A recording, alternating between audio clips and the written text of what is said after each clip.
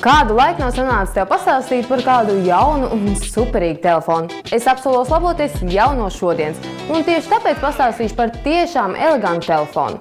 Jauno telefonu ir izgatavojis kāds franču uzņēmums, kas tam devis nosaukumu Celsius. Celsius ir tā saucamais luksus klases telefons, jeb sinonīms vārdam luksus būtu dārgs, un precīzāk viena šāda telefona cena ir 300 000 ASV dolāru. Kas tad jaunajā telefonā ir tik īpašs un dārgs? Šo iespaidīgo telefonu cenu veido telefonu korpus, nevis kā varētu domāt kāda no ubermodernajām tehnoloģijām.